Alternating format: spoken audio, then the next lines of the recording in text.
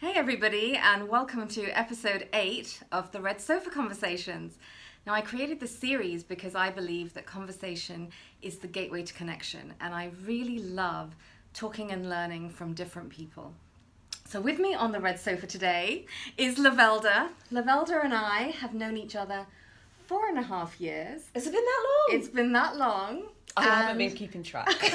I don't know whether you remember how we met, but I accosted Lovelda on the stairs down to the toilets when we were both in the final of the corporate challenge speaking competition 2014, and it seems quite full circle that we are doing the topic of self-care and boundaries, because the corporate challenge competition was all about a Gandhi quote: "There is more to life than increasing its speed."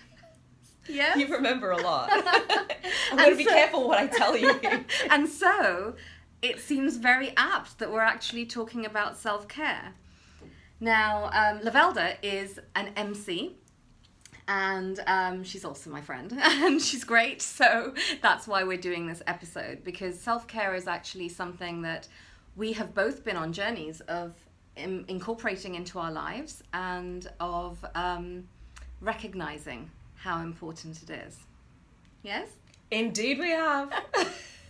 So, I mean, self-care is kind of like a buzzword, I think, now. Mm-hmm. There's lots of, do yoga and do mindfulness and do nothing. And the thing is that we wanted to tackle it from a slightly different perspective.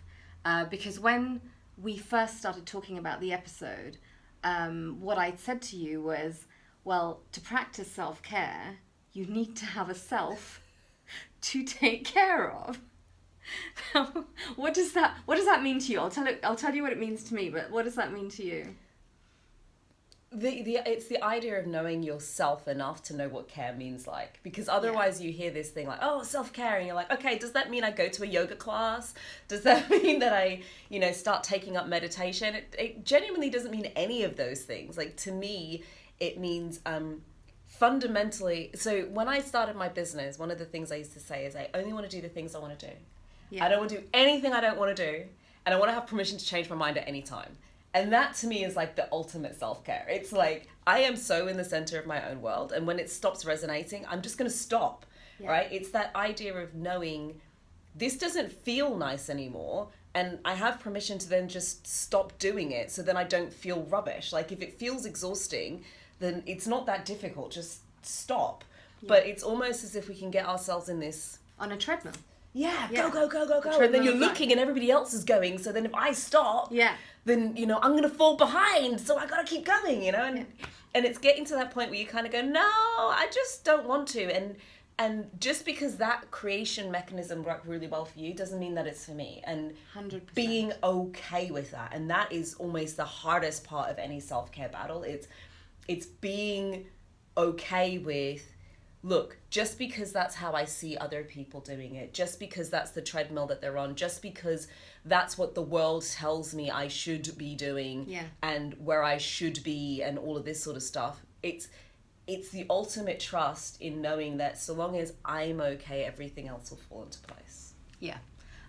You basically took the words right out of my head, so thank you for that. So for me, self-care is the quote that I sent you by Jay Shetty, which was, self-care is not about creating escape from our lives, it's about creating a life that we don't want to escape from. So I think that is a really key element of self-care, but also just building upon what you said, for me, self-care, it's not about looking externally as to what can I do, what can I have, what can I read, what can I eat, It's about turning inward, and which can be very uncomfortable if it's not something that you normally do and you're used to, as a lot of people are. I mean, I myself have, got into this cycle too, of just being on the go and being distracted and just focusing a lot on work and not really a lot on life and me and what I want. And so part of my journey of self-care, and I obviously have been doing elements before, but I've been very, very aware of it in the last 17 months, is that I had to take a mental pause. I didn't know this at the time. I kind of thought that I could just quit my job and go straight into the next thing. So I actually did have an idea, and I just found that I couldn't. And I had lovely experiences with people I loved, coming to visit me, and I went to visit them. But I couldn't open my computer and actually start working on anything, even if it was working on my career change course. I couldn't even turn on my computer. And so the word that was running through my mind was, I am lazy. Which is a really sucky word, actually, for me, because it just meant that I was kind of not recognizing what I needed, and that it didn't make sense, to me, like why am I not feeling like this? And actually, now, what was it, last week, the World Health Organization has recognized burnout as an actual disease, and there's so much has been written and so much is being spoken about the need to actually give yourself a pause, like take time to reflect. And when you give yourself that mental space, that's what starts fostering your creativity. So what's interesting when you say that, I also work with business owner women who want to get on stages. And some of the work that I do with them is very much looking beyond the traditional, we do all the structural strategy stuff, but also looking beyond that to look at, people don't get into businesses or decide on a career ladder to work all the hours under the sun. There's actually generally something else that they're looking for. And so I have a really, a fundamental thing that I look back on, which is, what would your life look like if you knew that the only thing that you had to do was manage your energy, and that was it? Like, if you genuinely knew and fully embodied that the only thing that you really need to do is just manage your energy. Because we've gotten to this point where we think that everything needs to be done by us. And it's like this push energy of like, go, go, go. And so therefore we discount and we trivialize the beauty that comes from the laziness, right? Yeah. And it becomes this sucky word. Well, what if lazy is really just getting back to really recharging? It's recharging. What if lazy is that thinking time that allows the brilliant idea to come through? Yeah. Which we know it does. Yeah. We need time. What if lazy is that space in which, just because I've stepped out of it and I've stopped forcing it, everything else gets to line itself up? Because here's what happened to me the more lazy I became. I will give you a tangible example. Yesterday, I'm in the middle of launching at the moment. And so I thought, right, this time round, I'm really just going to focus on nurturing me, which is unusual because it's the opposite thing that one does when one is launching. One focuses and one works and writes copy and does landing pages and all this kind of stuff. And part of what I thought when I started is, what would it look like if I did this with ease? Like, if I could launch something, sell it out, and it'd be like just really easy and fun and really enjoyable. And so for me, it was that I had all the time I want to have when I finish this bloody thing, right? Mm-hmm. That I really like embodied what it would be like when I finish it. So I agreed that I'd do all these spas and all kinds of stuff, right? So it all sounded really good until I had to do it. So I forgot, genuinely forgot I was supposed to be meeting up. I didn't schedule in lazy today. Well, I kind of did, and then I forgot about it, right? And then it's that bit of, it's all well and good knowing it. There's a difference between knowing and embodying, Oh my God, right? there's a difference of knowing and doing. We know so many things. So I knew it, and friend had called me at just the time I'd decided this is what I'm going to do, and so I was like, yeah, we'll book a day in, it's going to be a spa day. Well, of course, life has happened in that time. I forgot, I was off emceeing, I've come back, I'm like, shit, there's all this stuff to do, the launch is next week, and this isn't done. I mean, there is a list as long as your arm and some to be able to do this stuff. And it was really something for me to go, no, Lovelda, we're going to go and do this day. So I did a couple of hours in the morning, which basically meant siphoning everything off to my team, and that felt good. And then I left, and I thought, damn it, I was supposed to call HMRC. It's been on my list for like weeks, and I absolutely need to get that done today. And balls, I was supposed to like chase this person. There's a refund due, and I was really supposed to chase them. And I got to the spa, and sod's law, there's no internet connection, so I can't do anything anyway. Anyhow, by the time I leave, my accountants emailed me to say HMRC have just sorted it out in their own time. The woman who owes me a refund has emailed me and said, here's a different payment method. Can you give me these details? And I'll, and so we make up, we've got to push and do this stuff and forget that we're kind of, I'm going to go woo, like it's all energy. And when we get ourselves in such a fluster, we actually mess up the freaking connection with the energetic source that allows things to happen at speed. And so the truth is, the more we push to do stuff, the slower it actually happens, and the less we push and the more we actually look after ourselves and enjoy this life, the more connected we are and the quicker things happen. And it's screwed up because society teaches us the opposite. It's not good, peoples. It's not good. Yeah, I mean, I think that when you... Well, there's two things. Comparisonitis of looking around at everybody else and looking on Facebook and looking on Instagram and going, oh my God, that person gets up at 5 a.m. and they've done, 300 miles and, written 25 pages and meditated for 2 hours, all condensed. And you start feeling really inadequate. But when you start really embodying that, okay, I need to figure out myself. I need to figure out who I am, what I want. In order to sort of hear that tiny little voice inside you, which could either be completely dampened or might be a whisper, you need to get still. And you need to start... And what I did was that, yes, I was sort of beating myself up while I was doing it, which is less now. Not totally extinguished, but definitely less. But I had to start, and I didn't consciously decide this, but I intuitively decided that I was going to see how I felt in my body when I was doing certain things.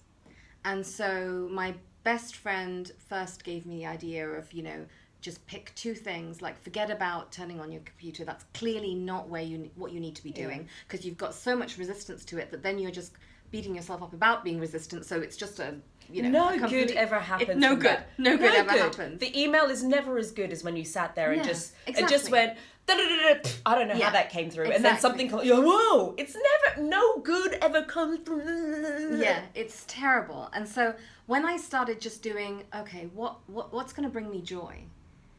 By making that decision, and when did I make that? April last year. And I picked two things that I thought would bring me joy. And one was working with children, and one was doing acting classes. From those two things, which I've talked about in other episodes, but those two things were like symbols for me, because I was like, joy. Ooh, I like this word, joy. I'm going to find other things that bring me joy. And I started, and I was like, how do I know that that's bringing me joy? I get excited. I see something and it's an instinctive, fuck yes, as Mark Manson says. It's not maybe, well, it sounds okay. No, it's like, God, I really want to do this. And so then I started like booking one thing, because I was like, yeah, that's a real yes.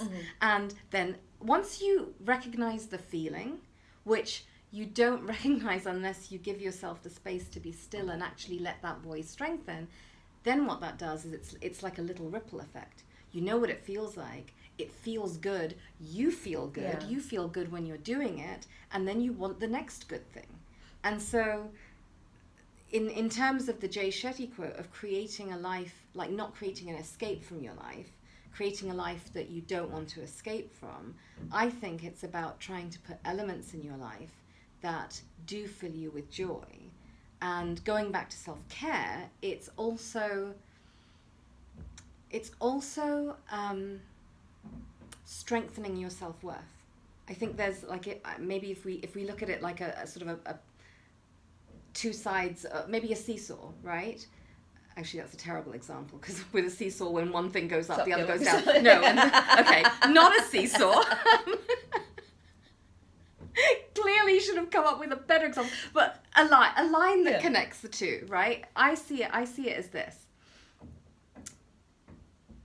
To practice self-care, I think that you need the will and you need the time. Now, we know that we have the time, we just allocate the time to different things, but we need to sort of feel like we have the time. But when we start off with the will, that's our self-worth, right? Because we practice self-care because we feel like we're worth it, and that can be a huge hurdle for a lot of people. I think there's a bit where you think self-care should feel a certain way. I'll be honest, self-care to me first felt bloody uncomfortable. Really?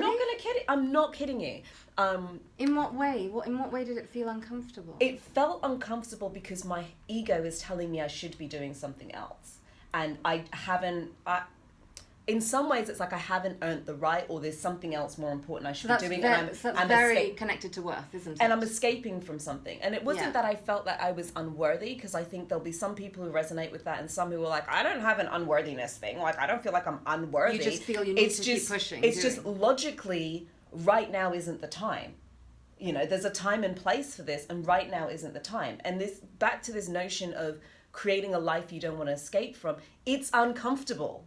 And it's uncomfortable because what that means is, even if everything around you right now is logically, intellectually telling you that you should be working and pushing, but what you feel like doing is going and sitting in the park for the next 3 hours, giving yourself permission to do that and be 100% present in it. Yes. That's what the difficulty is. That's where it's uncomfortable.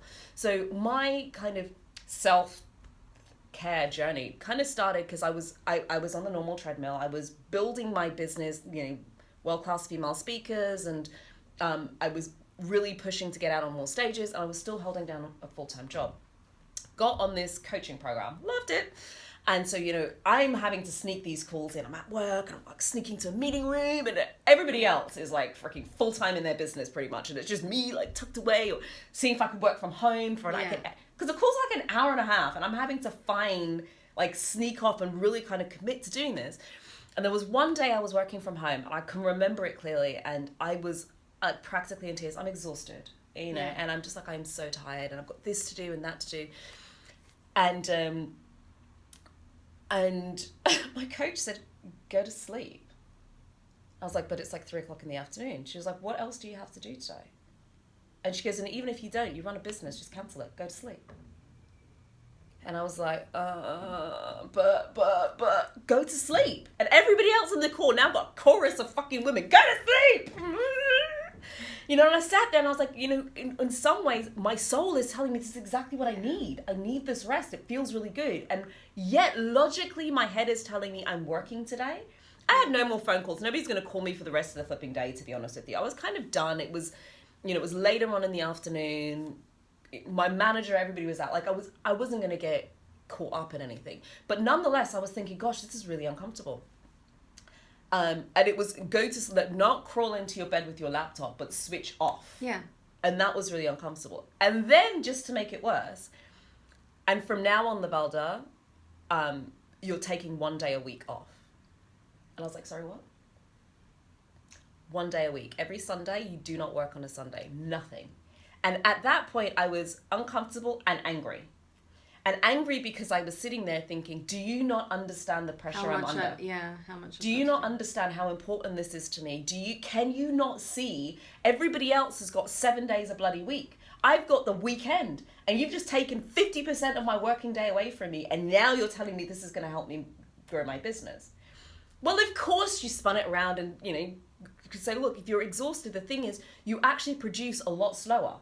Yes. So everything is taking you find it very, like, I can your brain feel gets my brain. Foggy, you find it a lot harder to do that. But the difficulty is giving myself permission under the external circumstances, given the context of what it looks like to be successful in business, given the context of having grown up as a doer, and a person who, you give me something to do, I'm going to give it 100%, and I don't quit. I'm not one of these people who's like half in, right? When I take that and then take self-care, the two things don't go together.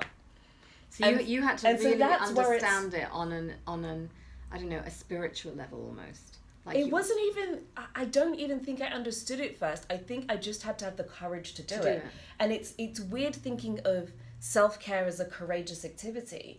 Oh no, but I think it's incredibly courageous. But it is courageous to kind of go against the status quo in a context in which everything about you and people around you and how you've seen everybody else have success is through doing all of these things. And to say, no, for me right now, I need to not.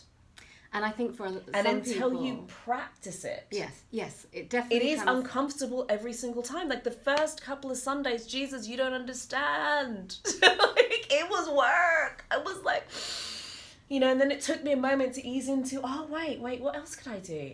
Well, now I have a day a week I know I can meet people. Like, I know I can catch up with my friends on a Sunday. And that became a nice feeling. It was like, oh, okay, so Sunday's my day to catch up with my friends. Or Sunday was the day I could do all the things I wasn't doing that would make my house feel like a really beautiful place to be. And so it took a while to shift what that was to me, but it opened up a space for all of these other amazing things that allow me to not feel like I have to escape from my life. Yeah. But to create that holiday feeling in my life regularly. I had a day set aside for that, but it took me a while to get to seeing that as a gift. And so for some people, self-care is not about doing things, it could be about taking things out of your schedule, right? And what happens when you take things out, you're creating space to put something that's actually lovely in. And then when you start knowing yourself and feeling like, I deserve this, then you actually can be present in what you're doing. And I mean, now I see articles, about how important it is for mothers to have momcations, it's called. I know friends that have been saying this for ages. Yeah. And I think it's so great that it's now catching on more, because I think that when you are a mother, and I'm not a mother yet, but I have so many friends that are, it's kind of a shock to the system, because you start losing your sense of self, and you are responsible for this brand new little human being, and you feel all of that responsibility, but also you get depleted because it's exhausting certainly the first few years. And so it's so important to have even one tiny thing that you do that's your anchor. And so I really, really think that for everybody that kind of feels like, oh, I just don't know if I can do it, or I'm not really feeling like I deserve it. If you feel like you don't deserve it, you kind of need to start doing something. And by the doing of the something, it will increase your self-worth. Something interesting in what you said is, look, whether it's motherhood, whether it's family commitments, whether it's a business, whether it's a job, look, you can only give what you have, and if you have nothing to give, there's nothing to give, right? So it comes to the point where if there's no nurture coming into your space, you will eventually have nothing to give somebody else. And there's 3 key killers of your ability to nurture yourself, and it's the 3 things that always screw us up. Okay. It's either guilt, obligation, sacrifice, right? If anything that you're doing is coming from one of those 3 energies, guilt, obligation, or sacrifice, then you probably need to stop. Sacrifice in terms of sacrificing yourself? Sacrificing yourself, sacrificing your time, But isn't everything we do a sacrifice of our time? Well, let's put it this way. If it's something you love doing, does it feel like a sacrifice of your time? No. So do you get what I mean? Yes. Okay. It's sacrifice where there's resentment and there's... Well, it can build resentment. So sacrifice in the context of motherhood can look like, I'll do it when the kids are older. Sacrifice in the context of growing a business is, I'll catch up with those friends when the business is X. Right? I don't have those friends there by that point. But here's what happens, right? Something gets lost in the mix of it. So sacrifice is effective. Yeah. Primarily, you get lost in the mix of it. Because we were talking before we started filming about, well, when we put off, oh, well, I'll only do this when I achieve that result. Well, firstly, I mean, you might not have what's in you, enough inside you to achieve that result. And secondly, is the result really the be-all and end-all of life? It's the journey to get to the result and how you get to the result, and whether you do it with, in torturous energy, or whether you do it with a little bit of fun and ease, that you'll remember more than the hitting of the result, because that's a one moment in time. So the result is a condition, and it was interesting. I worked with a woman for a while, and she talked about some people are naturally defaulted to the journey, and the result doesn't mean as much, and other people are naturally result orientated. I'm the latter. So when people would talk to me about enjoy the journey, I don't enjoy journeys. It's just not in me. The journey to me is just a means to an end. It's not in me to enjoy it. To the point like travel, I don't enjoy the process of travel. I like getting to the destination. The destination is what excites me. The journey does not excite me. And for other people, they're naturally disposed to enjoy the journey, and when they get to the destination, it's kind of like an anticlimax. And so it's useful to understand that we have these different creation mechanisms. That said, if all of our focus is always on the destination, what we forget is there are many destinations in between, right? Yes. And there's a feeling, even if you're kind of goal orientated, there's a feeling you have associated with that goal. And for me, what was more helpful than enjoy the journey was acquire the feeling earlier, right? Like, rather than, because if somebody told me to enjoy the journey, I'm like, I don't do journeys. Like me, the process is a freaking means to an end. I want the end, right? But the challenge with that is you got to go through the process, and therefore the feeling I have during the course of that journey is not one I enjoy. Mm-hmm. And then I get to the destination and it's like, ugh, exhaustion. Yeah. So what was more helpful for me is to go, how do I get to that destination with ease? Yeah. Like, how do I get to that space that it's an exciting place to get to? And that resonated more to me than enjoying the journey. At the same time, it's always that bit of knowing what that destination is, but it's always an emotion. It's always a feeling that we're hunting for, we're searching for. I used to be like you. I was very results orientated. I didn't care. I didn't even think about the journey. It wasn't that I didn't care about it. I didn't even think about anything as a journey. Yeah. It was always about getting the goal. Yeah. And if I didn't get the goal, like the A or the this or getting into this place or getting that job or whatever, it just wasn't worth anything. Yeah. So the journey is a concept that I have probably been aware of maybe in the last 6 years. And I agree with you that it's the feeling, but it's also like when we're so conscious on a result and feeling like in the context of self-care that we don't deserve to give ourselves time, space, kindness, treats because we haven't got that. The result is the reward. Yeah, the result is the reward, but it's so temporary. It's just yes, you've got it, and most people is then okay, what's next? Mm-hmm. So not only do you kind of not really celebrate the feeling because you've been so focused on it, you ignore the process of getting there, and it could have torn you up inside, and then you literally shift your focus. Mm-hmm. So then it's like we're constantly in life in a process of striving and doing and whatever, and not really reflecting and learning and being grateful. And actually some of the biggest joys and learnings come from the journey, and it come from having to course correct and come from going, okay, you know, this bit isn't working, so I think right now I'm gonna leave that to one side, and now I'm gonna look at it this way. And then you can, I mean, it just opens up your world when you sort of pay a bit more attention to what you're spending most of your time doing. So something interesting in what you said is the idea of getting to a destination and then going where to next.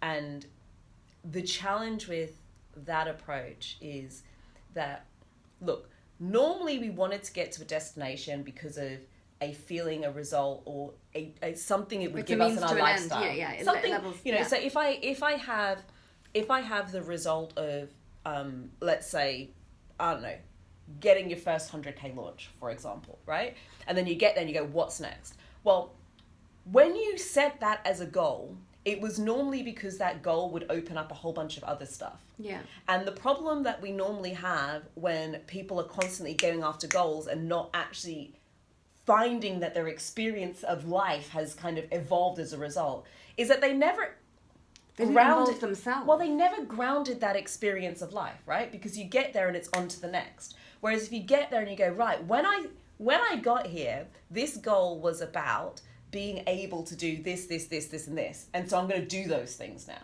Yeah. Right? Then that then becomes your new normal experience of life, that your whole lifestyle has up-leveled. And it doesn't necessarily mean spending a lot of money, but it's like saying, when I start my business, I'm going to travel more, and then you never travel. When I get this big client, then I'm going to gift myself a vacation, and you never do it. So what happens is actually you build this, and it's depleting. Yeah. But what also happens on an energetic level is what you sell to the universe is, send me all of this money and stuffs, and then all I'm going to do is I'm going to spend it on shit that is an obligation or a sacrifice. I'm never going to treat myself to it. And your soul simply cannot remain excited about existing. It can't. There's no joy in the pure existence. So it's not to say that it's financial, but it's about that thing that you really wanted, that what the freedom means to you when you get to a destination, and then choosing to do those things. Like, actually, I really wanted to travel more, and I'll tell you, it's uncomfortable. Like, I left my job. I was like, oh, I'm going to have all these freedoms, and I'm going to travel more, and I'm going to sleep in more. And then, honestly, the first week, I worked 16-hour days. The first week. You have an issue with self-care. It's good. I really did. But it took me a moment to go, wait a minute. This isn't what I signed up to.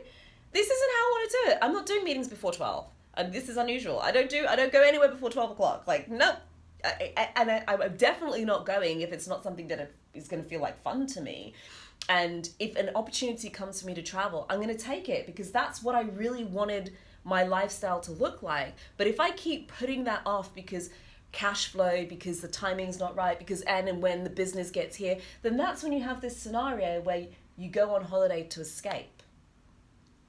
So when you look back over the last, I don't know, year, let's say, year or 6 months or whatever time period, when you look back over a period where you can really feel like you have started to practice self-care in a more conscious way. I did this exercise because I knew that we were going to be talking about this, and I was just curious as to what did self-care mean for me now, and these were some of the things that I came up with. So my first like really amazing act of self-care was deciding to resign from my job. That was a really big deal for me, because it was, I didn't know exactly what was next, but I made the decision that I had been doing something for almost 20 years, and I looked at my life and I thought, I don't want the next 20 years to be this. I feel like I have more to bring. I feel like I want to be doing something where I'm just building on my natural talents and still working hard, but applying them in a different context to something that brings more meaning. And if I am still doing this, I will not be able to figure it out.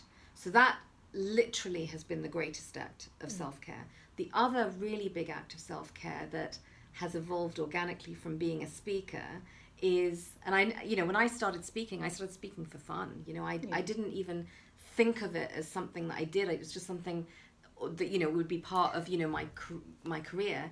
I thought of it as, I really like speaking, and I like telling stories and everything, and I didn't do it with an agenda. But what becoming a speaker has done for me is it's really made me conscious of not only finding my voice, but now I'm using my voice. So self-care for me in the last year and a bit has been using my voice in every context. And what that means is that, it happened yesterday. I was having a conversation with my best friend, and we were talking about something, and I kind of was like, I noticed how I was feeling. And before, I think, a year or two ago, I might have just swept it under the carpet and thought, I'm not going to say that. It's just no point. I know that, she didn't say that, maliciously, and I know her intention. So it's not worth me bringing it up and making a big deal about it. But now, because I'm really in tune with how I'm feeling, and I want to use my voice, because I feel like when you practice things in the low stakes situations, it makes you more able to practice things in the high stakes situations. That's just a fact of life. You just have to practice things. So I kind of said to her, this conversation is really frustrating me. And I said, and it's because I feel like I'm saying something, and I don't feel like you're listening to me. And the joy of this relationship is that we practice being our most evolved selves with each other. And we can do it in a safe space. So she heard what I was saying, and she didn't take it defensively. She was like, oh, okay, well, I definitely don't mean to make you feel like I'm not hearing you. Tell me again. And then we, the conversation carried on. And at the end, it's like we give ourselves gold stars. I was like, you know what? Like, I was really proud of myself. Well done, me. Yeah, well done. For actually saying how I felt, which is I felt frustrated, but then I backed it up. I told you why. So I was in tune with myself and my body and what I was feeling. And she was like, and I was really proud of myself because I listened to you. And I was thinking, this is so great. It's so great to be able to know myself more. And I suppose that's really been the journey, as well as, saying, like, only doing things that are a fuck yes. And being aware of my energy, which it's so funny you talk about energy because we didn't talk about this before. But energy, I wasn't even aware of my energy. Like, I just didn't even think of it as a concept until I started hearing, like, people would comment on my energy and would be like, oh, you have such positive energy. And I'm like, what the hell does that mean? Yeah, really? Like. Okay, then I don't even know what to do with that, but all right. Yeah, but then it's almost like when somebody plants a seed of something that you don't understand but you're curious about, and curiosity is one of my values. I started noticing. I suppose it's like, people who are pregnant, or you buy a red car, you see red cars everywhere, or if you're pregnant, you see pregnant people everywhere. So I heard energy, and I was like, oh, I don't really know what that is, and somebody else said the same thing, and I'm like, okay, 2 people saying the same thing, then somebody else said it, and I'm thinking, okay, I must explore this now. Yeah, and then I just started thinking, okay, what does that mean for me? I mean, it's lovely that they're saying I have positive energy, but like, I'm not aware of it, so let me figure it out. And then what I knew is I knew the negative. I knew when I felt depleted. Yeah. And that's how I started sort of recognizing, like, the seesaw of, oh, these things make me feel like this. I feel like uncomfortable, I feel low, I feel probably doing the guilt, obligation, sacrifice, which is great. I'm going to remember this. Goss. Yes, goss.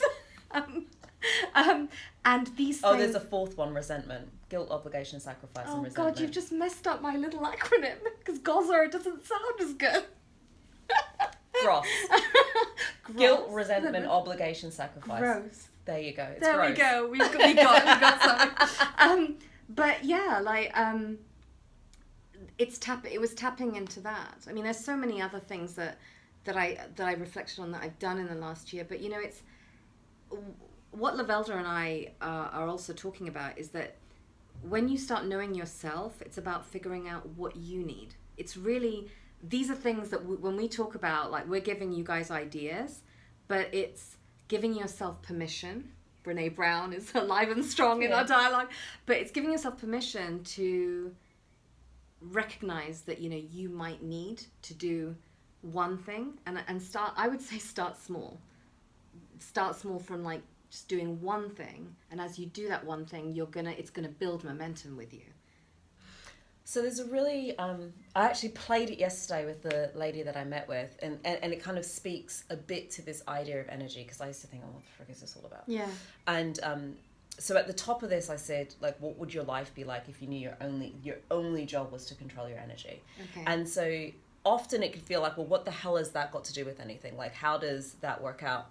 And so there's a really cool game that I play sometimes, because we seem to think, instinctively we have everything that we need, and we're connected to all of the knowledge that we need. It's going to sound weird, but I'll bring it back to something. I really believe that. We have all the knowledge that we need to get the results that we want, right? Inside us. Inside we have us. Everything the intellect is there to protect us and keep us safe, and that often means keeping us where we're at. And so if you don't believe that this is true, that you're already connected to easily be able to create anything, yesterday after the spa, we're at the spa, and I said, look, I'm going to play a little game. It's like a simple game to play, and I play it in all kinds of contexts when I want to create something that seems kind of impossible. And you could play it on any sort of small thing. Okay. So the game we played yesterday was looking for lunch. So we're laying there in the spa, like, oh, we're starting to get hungry. And so I said, okay, I'm going to play a little game. Yeah. What would you like to eat? And I don't mean what type of food. Okay. I mean, like, what would a really great meal feel like to you right now? And so I opened up and I was like, it's going to be I said, I don't want to be in a hectic place. Like, I've had a really nice, relaxing day. It's going to be somewhere really quiet. The staff aren't going to bug you. You get to some places and they're like up in your face and they're asking you a gazillion questions and they want to move you on. I don't want any of that. I want a nice kind of relaxing space. What I would really love is something really delicious and like filling and homey, you know. I want that warm, kind of warm, because it's summer in London, real, but it's freezing. Yeah, I want that real, like, nourishing kind of warm, like, thing. I said, I want somewhere that's not going to be too expensive. I really like a good glass of red wine. Okay. And she was like, oh, okay, cool. And it's going to be light and airy because I don't want, like, cozy. Like, I don't want dark and cozy. I want, like, light and airy. And so she goes off and, like, lists a bunch of stuff. And I was like, okay, cool. And I said, and it's not going to be too far. We're going to find it within, like, 5-10 minutes. Okay. So as we're getting changed, she's like, I know a little road just around the corner. We walked up and down the road. We looked at 2 places, and one of them, we took one look at, it was like, no. And the next place she walked in, and she was like, this is it. She goes, I'd imagined there was going to be some blue thingies, and you just walked in and you just knew. The food was delicious. The service was great. You know, the wine was really yummy. It was like a burger and a beer was £10. It was just exactly precisely what we needed. I've played this game with parking. I do it before I leave. If I know I'm going somewhere where parking is a nightmare, I'm like, I would really love to just find a beautiful parking space just outside the place. I'm going to rock up and I'll sit down and I'll just sit with it. I'm going to rock up and there's going to be a spot immediately outside where I'm, and it happens every time. You're drawing very heavily on visualization, right? Like creating like the image in your mind, seeing it as to what I don't even necessarily need to see it necessarily. So some of You it just is need to visual. think, I need to feel it. You need to feel So it. I know, because the thing is, when I'm hungry, I know what I want. It's not I want food. I know where I know what I want, how I want that food to feel for me. Like, I know what that's going to be like. I know what a satisfying meal is going to be like for me right now. And but often we disconnect from that and we just go looking for food. So in the context of self-care, how would you play this game? Would it be like, I feel I need some time, or I have some time in my schedule or whatever? So what it does is it helps you become aware of what you're thinking and feeling. So for example, for me, it'll be like, I'll be working, and then it just feels really like, ugh. And I'm like, okay, what would I really love right now? It's a really great question to ask yourself. Like, what would I really love right now? And sometimes it's like, I just really love to, I need air. I just need air. So it's like, okay, cool. I'm going to close the laptop. I'm going to step away. Even if it's only 10 minutes, I'm going to go for a walk.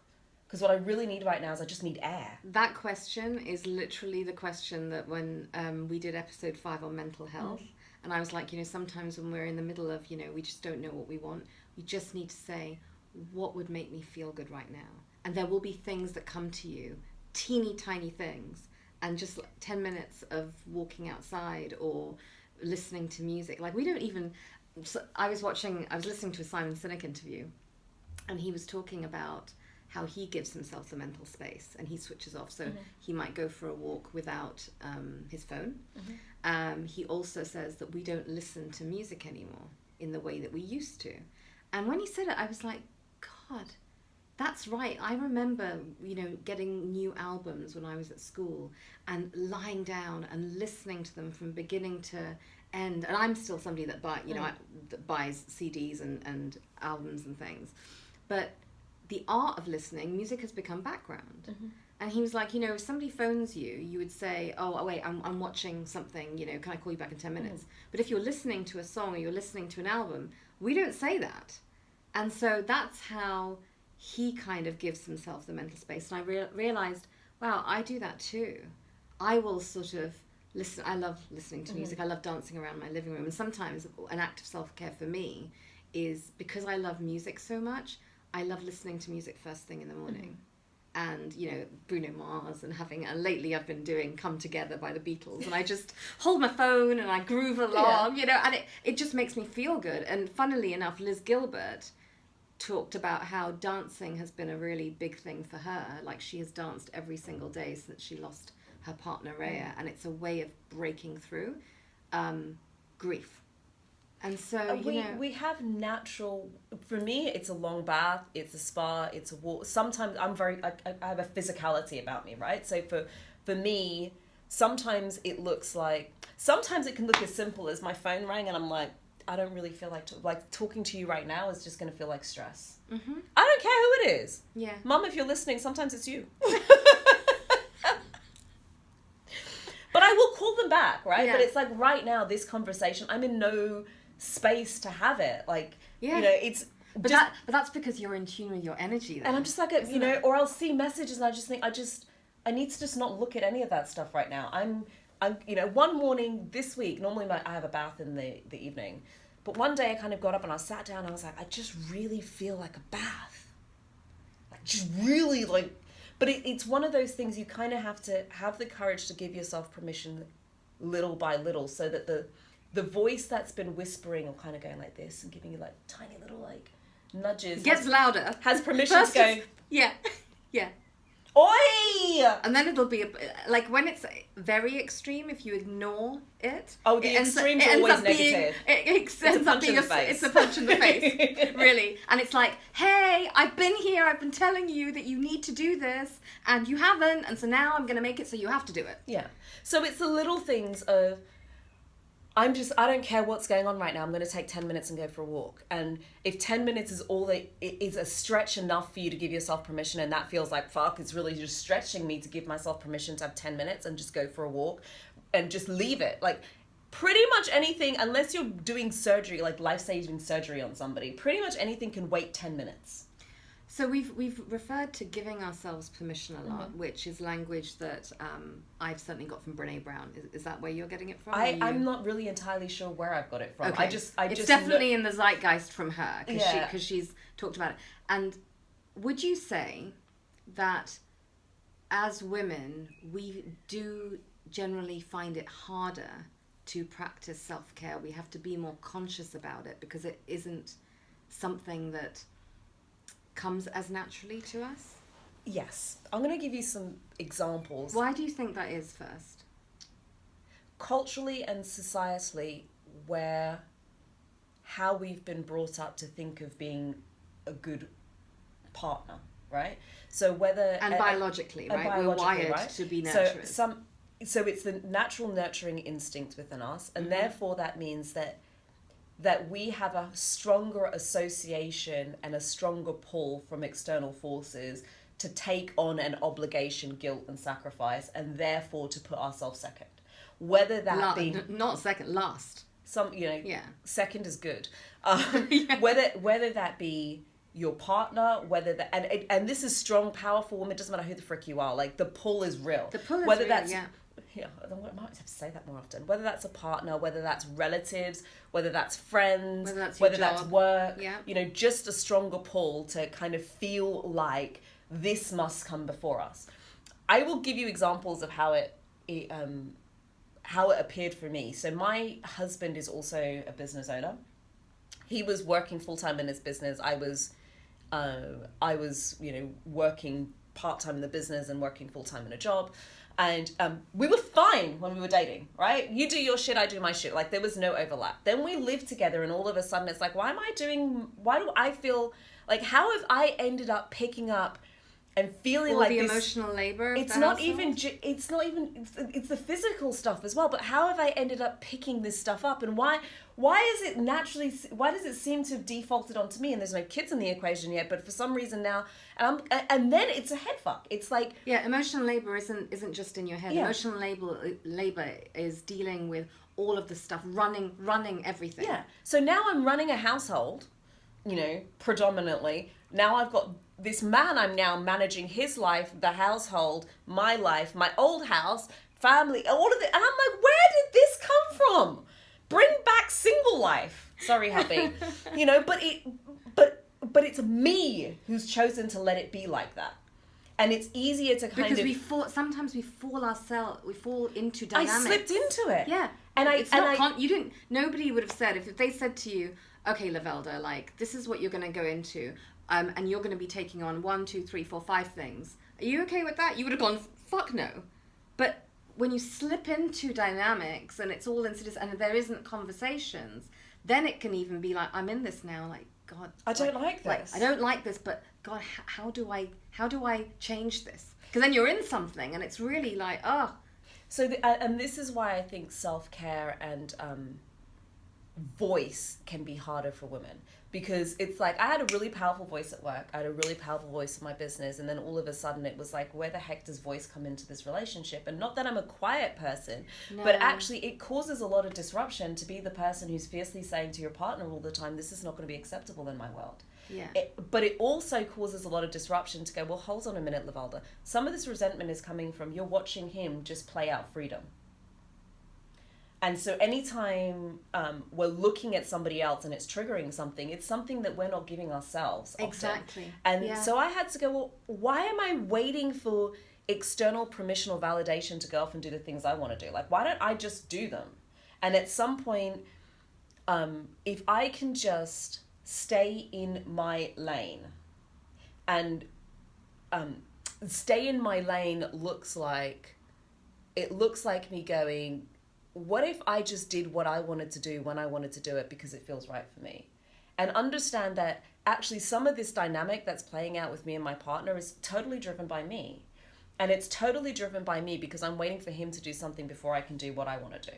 What if I just did what I wanted to do, and then between us we can then work it out? Because I'm not giving myself permission to step into who it is I really want to be until he gives me space to do it. Whereas when you do the thing that you want to do, what that means, I'm assuming, is that if it's then there is XYZ thing that didn't get done, then it's a real conversation of, okay, well, how do we divide this? Rather than you doing XYZ thing, resentment building up of, well, I wanted to be doing the other thing and I didn't get a chance to, and he hasn't seen that. And so it comes from sometimes the doing and a conversation. And right? The other thing is, often, here's the thing, my partner wants me to do everything I want to do.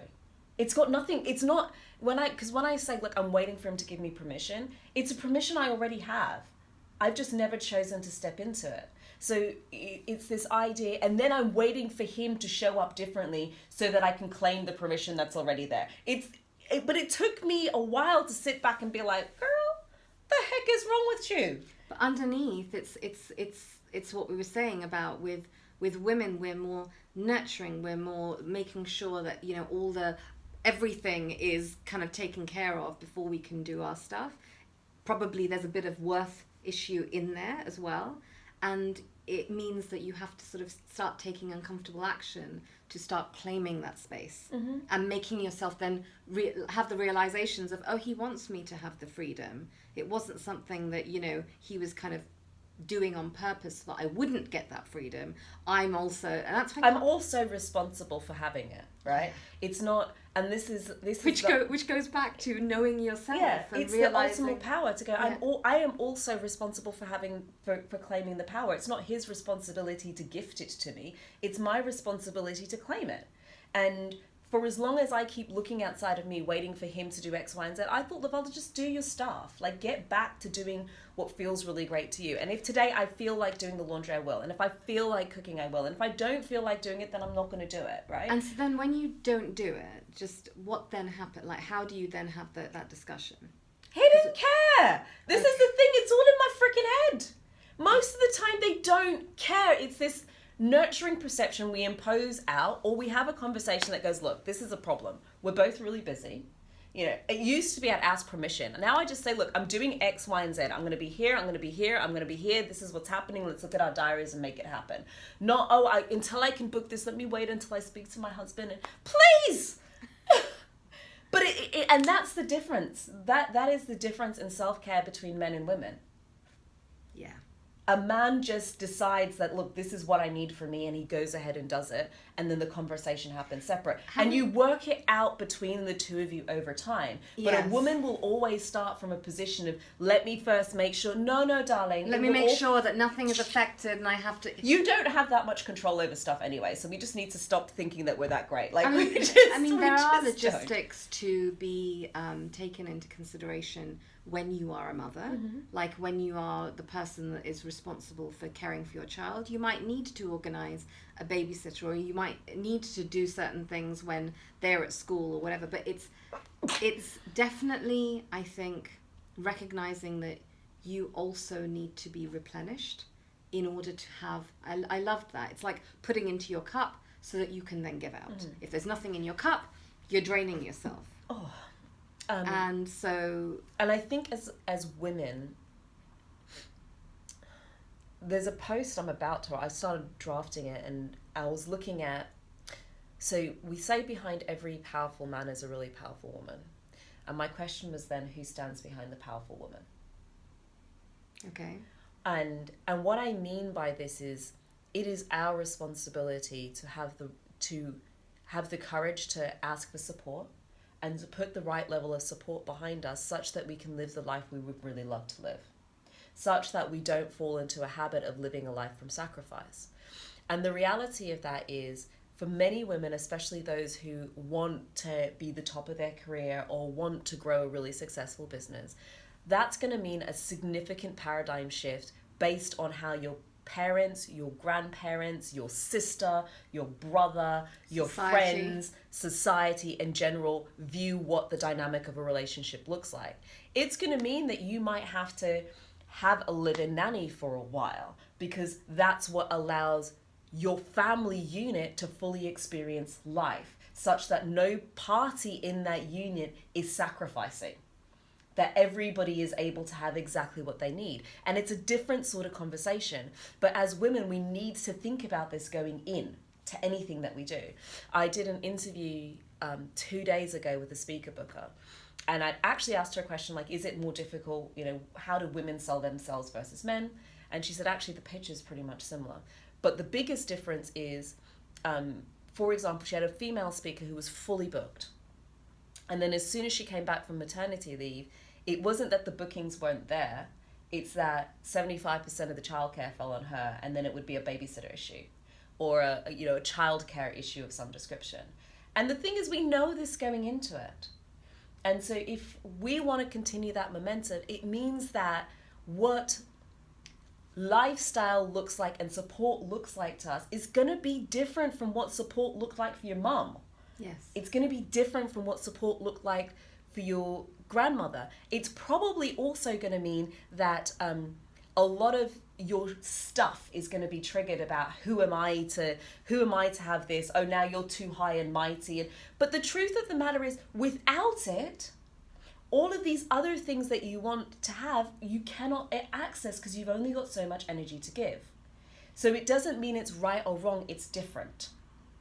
And I think, so to your question of self-care and women, I think what happens to women in terms of self-care, ambitious women, is we don't ask for and put into place the levels of support we're going to need, because that level of support says something about who we think we are or who others are going to think we are. Now you've become too good for them. Now blah, blah, blah. There's a whole ream of stuff that comes off the back of it. I think that, as women, I think that we really need to strengthen our self-worth, because from that comes how we live our lives, how we see ourselves, and we're like pretty much approaching time here, so we're gonna have to wrap it up. But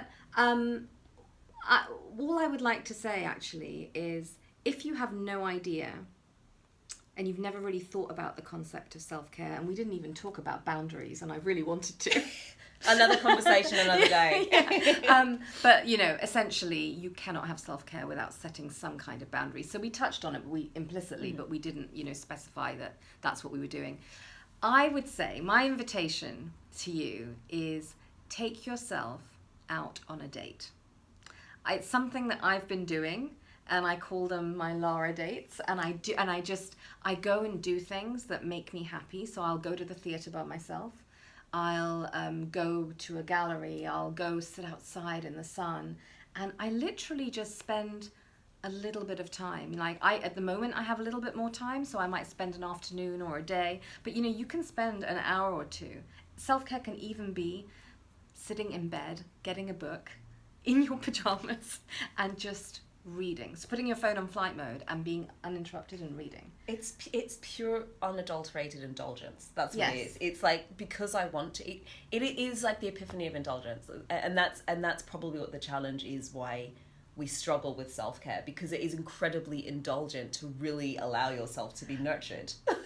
You know what? It might seem indulgent, but actually it's so necessary. Yeah. And so guys, I hope you've enjoyed this episode. I'd really like to hear about things that you have done, or things that you have found have helped you strengthen your self-care, and things that you can suggest for other people. So, Lovelda, thank you, honey. More than welcome, gorgeous. It's been really fun, and I'm so glad that we did this. So, bye everyone. Ciao, ciao.